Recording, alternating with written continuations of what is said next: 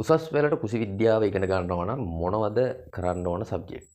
Science වලින්, art වලින්, ඒ වගේම ටෙක් වලින් කෘෂි විද්‍යාව තෝරගන්නේ කොහොමද කියලා පොඩ්ඩක් පැහැදිලි කරන්න තමයි මම හදන්නේ. සයන්ස් වලින් කෘෂි විද්‍යාව කරනවා නම් අනිවාර්යෙන් රසායනික විද්‍යාව කරන්න ඕනේ. ඒ වගේම ජීව විද්‍යාව කරන්න ඕන. ඒත් එක තමයි කෘෂි විද්‍යාව තෝරගන්නේ. සාමාන්‍යයෙන් කැම්පස් එකේ ඇග්‍රි ඩිග්‍රියක් කරන්න chance එක තියෙනවා. කෘෂි විද්‍යාව ඩිග්‍රියට අමතරව පොදුවේ සයන්ස් කරලා යන්න පුළුවන් බොහොමයක් උපාධි පාඨමාලා තියෙනවා මේ ඇග්‍රි කරන අයට ඉල්ලුම් කරන්න පුළුවන් වෙන. ඒ වගේම තමයි ටෙක් එක්ක කෘෂි විද්‍යාව කරන්න පුළුවන්. එතකොට ටෙක් එක්ක කෘෂි විද්‍යාව කරනවා නම් අපි දන්නවා ටෙක් වල අනිවාර්ය විෂය තමයි SFT කියන විෂය. නැත්නම් Science for Technology අපි කියනවා තාක්ෂණ වේදය සඳහා විද්‍යාව කියන විෂය.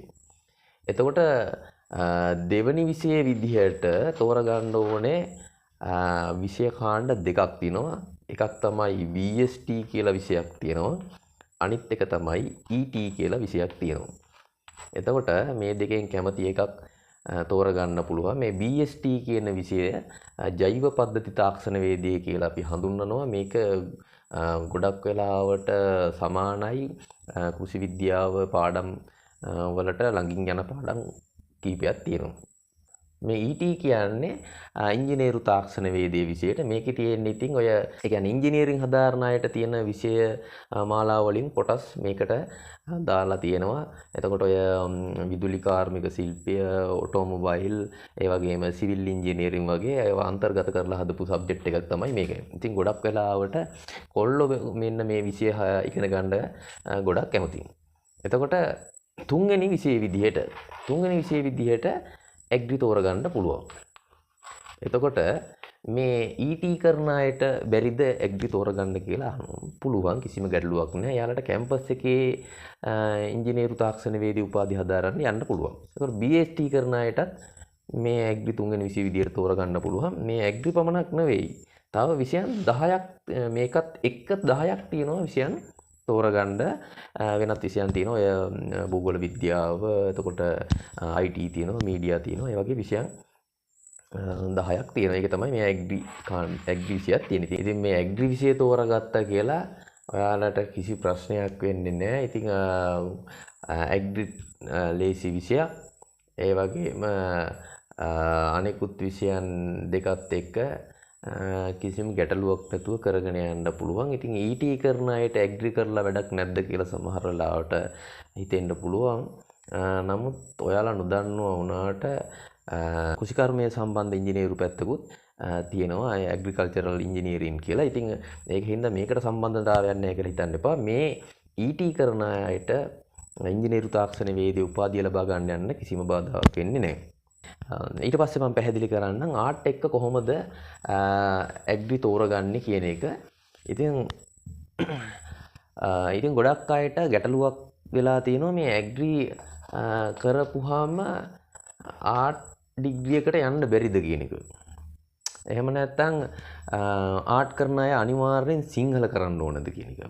එහෙම නැත්නම් තව සමහර හිතාගෙන ඉන්නවා මේ සිංහල එක්ක කරන්නේ නැතුව ආර්ට් කරපුවම විද්‍යාපීඨ යන්න බැරිද කියලා. ඔය වගේ විවිධ කට්ටියගේ මත තියෙනවා. එහෙම කිසිම ගැටලුවක් නැහැ. මේකත් සාමාන්‍ය අනිත් විෂයක් විදියටම පොදු විෂය තුනක් තෝරගෙන ආර්ට් කරන්න පුළුවන්. උදාහරණයක් විදියට ඇග්‍රි, ඒ වගේම ජියෝග්‍රෆි, එතකොට අපි තව ගත්තොත් එහෙම ඉකෝන් හරි ඒ වගේ විෂය තුනක් තෝරගෙන කරන්න පුළුවන්. එතකොට මේ ආර්ට් වලින් තමයි මෙයාව උපාධියකට සුදුසුකම් ලබන්නේ. හොඳට පාස් වුණාම ආර්ට් උපාධියක් ලබා ගැනීම හැකියාව තියෙනවා.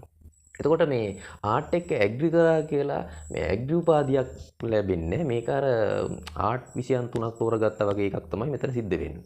එතකොට මේ වගේ විෂය තියෙනවා. එතකොට සිංහල එක්ක ඇග්‍රි කරන්න පුළුවන්. ඇග්‍රි සිංහල, ඒ වගේම ඉකෝන් හරි එක්කෝ ජියෝග්‍රෆි හරි තෝරගන්න පුළුවන්. ඒ වගේම තව සමහර කට්ටිය තෝරගන්නවා ඇග්‍රි තෝරගත්තාම එක්ක ජියෝග්‍රෆි ඊළඟට මීඩියා වගේ විෂයක් එහෙම තෝරගෙන කරන අය ඉන්නවා. ඒ වගේ එහෙම ඔයාලා දන්න ප්‍රධාන ආර්ට් විෂයන් 3ක් විදිහට මෙහෙම කරගෙන යන්න පුළුවන්. ඒ කියන්නේ ඇග්‍රී එකත් එක්ක වෙනත් ආර්ට් විෂයන් දෙකක් තෝරගෙන කරන්න පුළුවන්. එහෙම කරා කියලා ඔයාලට කිසිම ගැටලුවක් වෙන්නේ නැහැ. හොඳ ඉසල්ට් එකක් තිබ්බොත් ලෝ කොලෙජ් යන්න පුළුවන්. ඒක ප්‍රශ්නයක්වත් නැහැ. ඒ වගේම ඔයාලට කැම්පස් යන්න බැරිව විද්‍යාපීඨ ඉල්ලන්න වුණොත් එහෙම ඒකට ගැටලුවක් වෙන්නේ නැහැ. ඉතින් මේ වගේ ගොඩක් අයට එහෙම ගැටලු තියෙනවා. ගොඩක් අය නොදැනුවත්කම නිසා තමයි සාමාන්‍ය විෂය තෝරගන්නේ. සමහර අය විෂයන් තෝරගෙන ඒ 3ක් ගත්තත් ලෝකලෙජ් යන්න බැරි අවස්ථා තියෙනවා. මොකද ඉසඩ් එක අඩුම විෂයන් 3ක් තෝරගෙන හොඳට පාස් වුණාට එහෙම ලොකු ඉසඩ් අගයක් ලැබෙන්නේ නැහැ. ලොකු ඉසඩ් අගයක් නොලැබෙන නිසා. හරි එහෙනම් වෙන මොන හරි ගැටලුවක් තිබ්බොත් මැසේජ් එකක් දාලා අහන්න. ස්තුතියි.